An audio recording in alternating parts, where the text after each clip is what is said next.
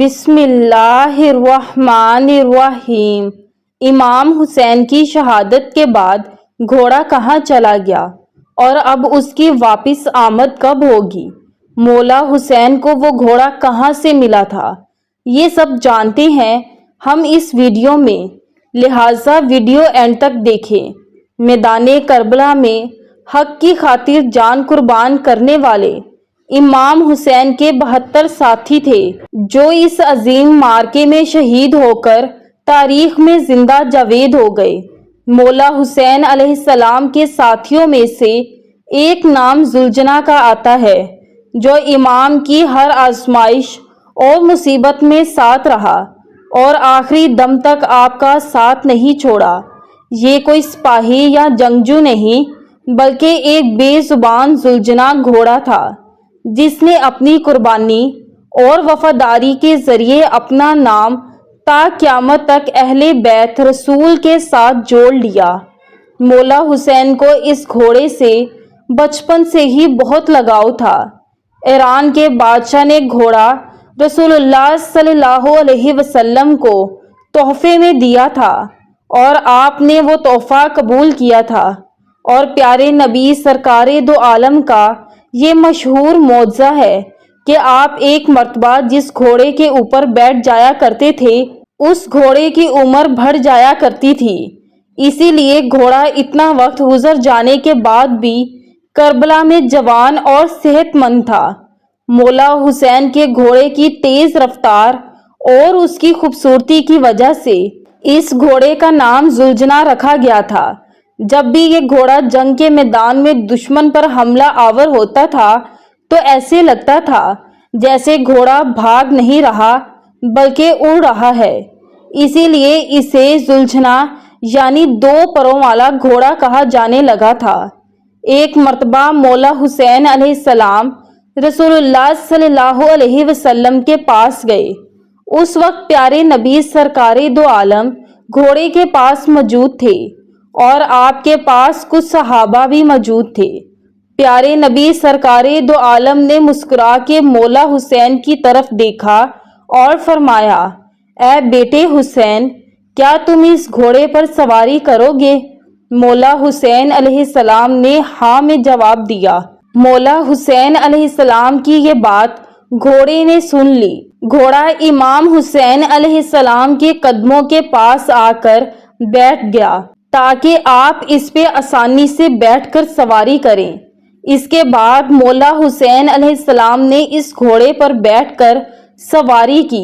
یہ سارا منظر دیکھ کر نبی پاک صلی اللہ علیہ وسلم کی آنکھوں میں آنسو آ گئے۔ رو کر فرمانے لگے، بیٹا یہ وہی گھوڑا ہے جو ایام عاشوراء کے دن تمہاری مدد کرے گا۔ پھر پیارے نبی سرکار دو عالم نے گھوڑا امام حسین علیہ السلام کو دے دیا۔ ذوالجناح مولا حسین کے پاس گیا۔ ذوالجناح نے کربلا میں امام حسین علیہ السلام سے وہ وفا کی جس کو دیکھ کے خود وفا بھی ذوالجناح پہ ناز کرنے لگی۔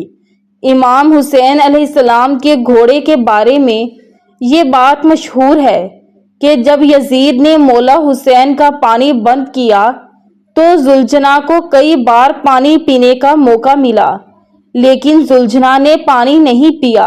ذوالجناح نے امام حسین علیہ السلام کے ساتھ پانی نہ پی کر اپنا وعدہ وفا کر دیا۔ جب 10 محرم کے دن مولا حسین علیہ السلام ذوالجناح سے زمین پر گرے، وہ گھوڑا آپ کے سامنے آ کر ایسے کھڑا ہو گیا کہ دشمن کی طرف سے آنے والا تیر ذوالجناح اپنے اوپر لینے لگا۔ اس وقت ذوالجناح کے جسم پر اتنے تیر لگے کہ کوئی بھی حصہ تیر سے باقی نہ رہا تھا۔ روایت میں آتا ہے کہ مولا حسین کے گھوڑے کو اتنے تیر لگنے کے باوجود بھی ذوالجناح نے 70 سے زیادہ لوگوں کو موت کے گھاٹ اتار دیا تھا۔ اس کے بعد جب امام حسین اور آپ کے ساتھیوں کو شہید کر دیا تھا تو امام حسین علیہ السلام کا گھوڑا اہل بیت کی لاشوں کے ارد گرد چکر لگانے لگا۔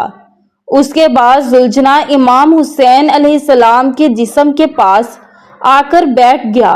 زلجنا نے اپنی پیشانی کو مولا حسین کے خون سے تر کر لیا، پھر اپنے پیروں کو زور سے زمین پر اس قدر مارا کہ جس سے اتنی زوردار آواز پیدا ہوئی کہ پورے میدان میں سناٹا چھا گیا، جسے دیکھ کر دشمنوں کے بھی پسینے چھوٹ پڑے۔ اس وقت عمر بن سعد نے کہا کہ اس گھوڑے کو میرے پاس لاؤ، یہ گھوڑا اللہ کے رسول کے گھوڑوں میں سے ایک بہترین گھوڑا ہے۔ عمر بن سعد کے کہنے پر لوگ گھوڑے کو پکڑنے کے لیے اس کے پاس گئے۔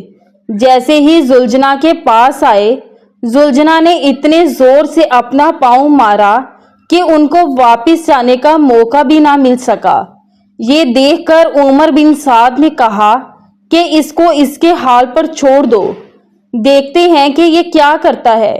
اس کے بعد زلجنا لوگوں کے ہجوم سے باہر آ کے امام حسین کے جسم مبارک کے پاس بیٹھ گیا اور رونے لگا، جیسے کوئی انسان کسی کی موت پر روتا ہے۔